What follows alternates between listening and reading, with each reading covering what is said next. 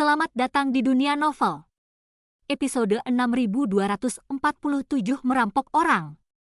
Chu Feng mulai menunggu dan melihat situasi di sini. Berbagai sekte di dunia ini telah melewati penghalang, memasukinya, dan mulai menerima apa yang disebut token menara.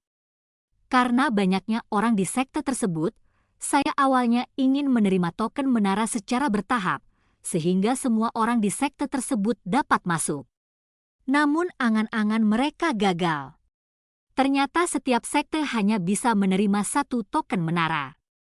Ada juga batas atas pembagian token menara, dan jumlah maksimalnya tidak boleh melebihi 20.000 orang. Dalam keputusasaan, setiap sekte tidak punya pilihan selain memilih elit untuk berbagi token menara. Sedangkan bagi para penggarap biasa, mereka secara spontan mulai mengorganisir dan mengumpulkan tenaga. Pertanyaan siapa yang akan memegang token menara juga menjadi perdebatan utama di antara semua pihak. Semakin banyak orang yang memilih menggunakan budidaya mereka untuk memutuskan siapa yang akan memegang token menara. Senior, ayo kita mulai. Chu Feng memandang Jie Shanxian. Karena rusa ilahi telah memberikan pengingat, Chu Feng secara alami harus mengatur pasukannya sendiri. Bakatku dalam seni sihir bisa diterima, tapi bakatku dalam seni bela diri tidak bagus, jadi aku tidak akan ikut bersenang-senang. Jie Shanxian berkata pada Chu Feng. Senior, apakah kamu tidak ingin mencobanya? Tanya Chu Feng. Bagaimanapun, Jie Shanxian sangat kuat, dan dia dapat bersaing dengan dewa kelas 2 dengan kekuatannya yang nyata, dan dia juga memiliki banyak harta di tubuhnya. Siapa yang tahu seberapa jauh kemampuan kartu trufnya? Bagaimanapun, dari fakta bahwa dia tidak takut dengan sekte abadi 7 alam, Chu Feng tahu bahwa Jie Shanxian pasti memiliki kartu truf. Jika Jie Shanxian tidak masuk, maka Chu Feng tidak akan memiliki kartu truf. Jie Shanxian tidak menjawab, tapi melompat dan terbang langsung menuju pintu. Saat dia melangkah masuk, lampu merah keluar dari pintu dan menyelimuti Jie Shanxian. Jie Shanxian tidak menunggu orang-orang dari klan surgawi Huangfu menghentikannya, dan terbang langsung ke sisi Chu Feng. Melihat, implikasi dari perkataan Jie Shanxian adalah bukan karena dia tidak mau masuk, tapi dia tidak bisa masuk. Bakat seni bela dirinya memang buruk. Seolah menyadari kekhawatiran Chu Feng, Jie Shanxian menambahkan, "Jangan takut, saya di sini. Jika Anda menimbulkan masalah, saya tidak akan mengabaikannya. Jika tidak berhasil, aku akan bertarung. Aku tidak peduli dengan dewa kelas 1 itu."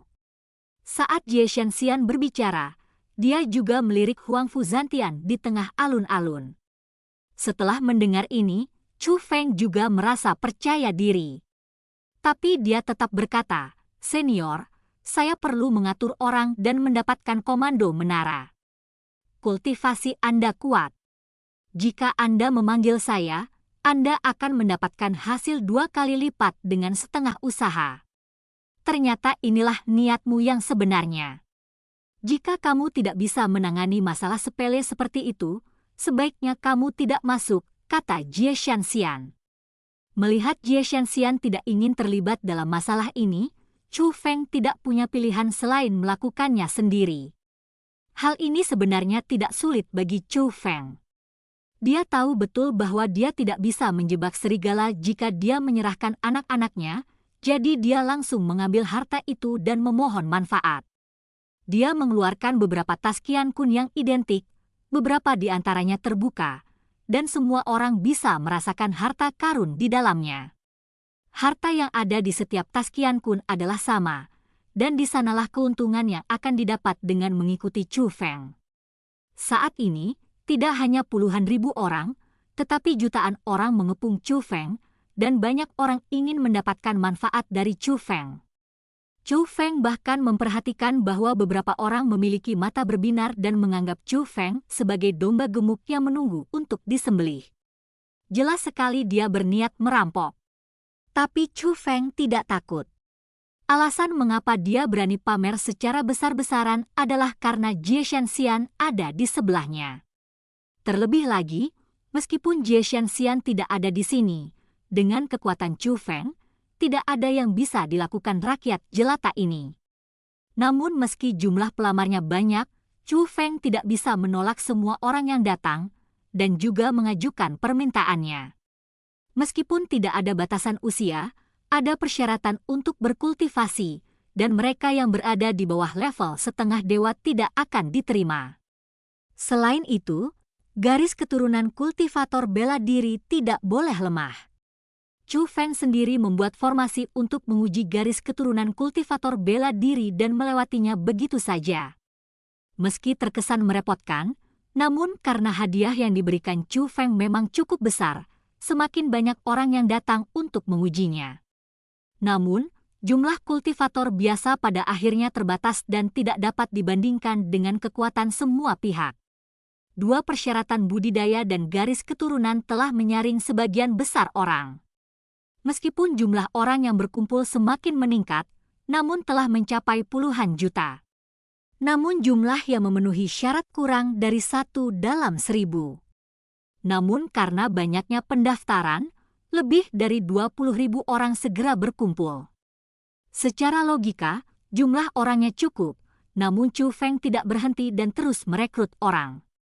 Adapun orang-orang itu, mereka datang ke sini untuk mendapatkan keuntungan. Tidak peduli apa yang dipikirkan Chu Feng, selama mereka bersedia memberikan manfaat, mereka akan terus mendaftar. Chu Feng, bukankah 20.000 orang adalah batas atas? Egi juga mengungkapkan kebingungannya. Kami masih perlu menyaringnya lagi, tapi kami tidak menginginkan semuanya, kata Chu Feng sambil tersenyum. Oh, benar. Egi menganggap itu masuk akal. Saring satu kelompok terlebih dahulu lalu saring lagi, sehingga Anda memang dapat memilih yang lebih baik. Apa yang kamu lakukan? Apakah kamu ingin tidak tahu malu? Tetapi pada saat ini, sekelompok orang mengobrak-abrik kerumunan dan menyerbu masuk dengan sekuat tenaga. Pemimpinnya adalah seorang pria jangkung, kuat dengan wajah tampan. Penampilan pria ini bisa dibilang tanpa celah dan nyaris sempurna. Begitu muncul, semua wanita yang hadir menatapnya. Tapi dia punya kekurangan, dia gagap. Namun, dibandingkan dengan dia, pria tua jangkung yang mengikuti di belakangnya lebih menarik bagi Chu Feng. Orang lain tidak dapat melihatnya. Tapi sekilas Chu Feng tahu bahwa lelaki tua itu tidak sederhana. Dia adalah ahli seni bela diri. Orang tua adalah pendukung pria itu. Apakah ada yang salah? Tanya Chu Feng. Aku bilang padamu, apakah kamu bertindak terlalu jauh? Apakah persaingannya bisa adil? Tanya pria itu. Chu Feng tahu dari postur tubuhnya dan orang-orang di belakangnya bahwa dia mungkin sedang mengatur orang untuk mendapatkan token menara. Faktanya, Chu Feng sudah memperhatikan orang ini. Orang ini menggunakan metode yang sama seperti Chu Feng, jadi dia menarik banyak orang. Namun hadiah yang diajukan oleh Chu Feng jauh lebih kaya darinya. Belum lagi orang-orang yang berencana mengikutinya, mereka datang ke Chu Feng untuk mendaftar. Bahkan banyak orang yang mengikutinya datang ke sisi Chu Feng. Itu sebabnya dia punya banyak kebencian. Mengapa ini tidak adil? Kamu bisa mendapatkan lebih banyak. Chu Feng memainkan tas Qian Kun di tangannya dan berkata, kamu punya banyak uang untuk dibakar, kan? Lagi pula, ada lebih dari 20.000 orang di sini, dan mereka semua melampaui batas. Mengapa Anda masih membayar dan tidak berhenti? Kamu tidak memberi kami cara untuk bertahan hidup, kan? Pria itu menatap Chu Feng dengan kebencian. Saya membutuhkan lebih banyak orang di sini. Tetapi beberapa orang akan tersingkir. Jika Anda tidak terburu-buru, tunggu saja. Aku akan menunggumu, Paman, aku akan menunggu. Aku memberi. Memberimu wajah, bukan? Dapatkan dia untukku.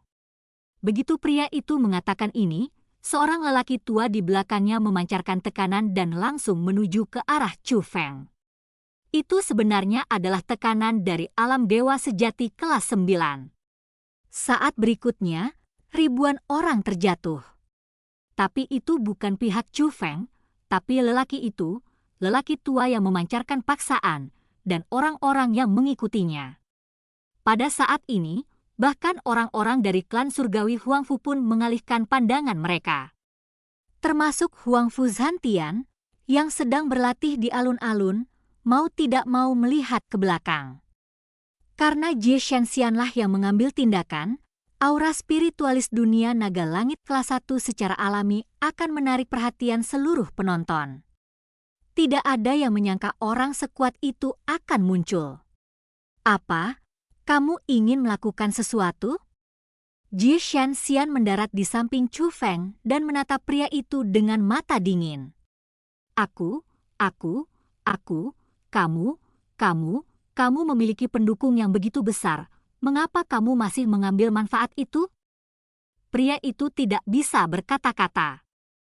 Tetapi pada saat ini, Chu Feng memperhatikan bahwa sebuah liontin terlihat di leher pria yang tergeletak di tanah. Liontin itu terlihat sangat familiar. Jadi Chu Feng buru-buru mengirim pesan ke liontin itu secara diam-diam. Saudaraku, apakah kamu berada di wilayah klan surgawi Huangfu? Aku menghapusnya. Chu Feng? Apakah kamu juga? Di mana kamu, saudara? Suara Wang Qiang menarik telinga Chu Feng. Di saat yang sama, pria yang sangat tampan itu mulai melihat sekeliling.